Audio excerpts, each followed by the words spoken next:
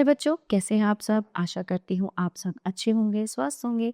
स्वागत है आपका इस कक्षा में। आइए आज हम पढ़ते हैं हिंदी व्याकरण का पाठ 17 वाक्य रचना। ठीक है, वाक्य रचना, वाक्य लिखने।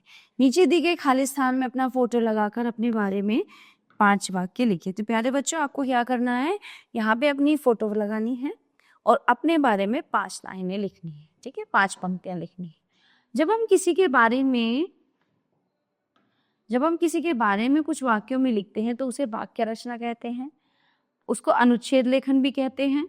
अनुच्छेद लिखते समय निम्नलिखित बातों को ध्यान में रखना चाहिए। क्या है वो? वाक्य में विषय की किसी एक ही विषय के बारे में लिखें। एक ही बात को बार बार ना दोहराएं। अनावश्यक विस्तार से बचें लेकिन विषय से ना हटें। वाक्य छोटे व स्पष्ट। देखो, यहाँ पे कुछ उदाहरण दिए गए हैं, मैं आपको पढ़ा के दिखा देती हूँ। आइए हम भी वाक्य रचना सीखें। मेरा विद्यालय। मैं सेंट्रल एकेडमी जयपुर में पढ़ती हूँ। ये शहर के अच्छे विद्यालय में से एक माना जाता है। मेरे विद्यालय में 12वीं कक्षा तक की पढ़ाई होती है। श्रीमती अनुजा गुप्ता मेरी विद्यालय की प्रधानाचार्य हैं। मेरे विद्यालय में 20 शिक्षक और 30 शिक्षिकाएं हैं। मुझे इस विद्यालय की छात्रा होने पर गर्व है। अगला विषय है हमारा राष्ट्र पक्षी मोर। मोर हमारा राष्ट्र पक्षी है। इसके पंख रंग बिरंगे और सुंदर होते हैं। इसकी गर्दन लंबी और नीले रंग की होती है। बादलों को देखकर मोर खुश हो जाता है और पंख फैलाकर नाचता है।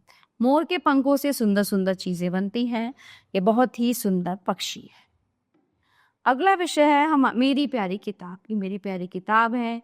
मेरे जन्मदिन पर मेरी मित्र ने वो किताब मुझे उपहार में दी थी।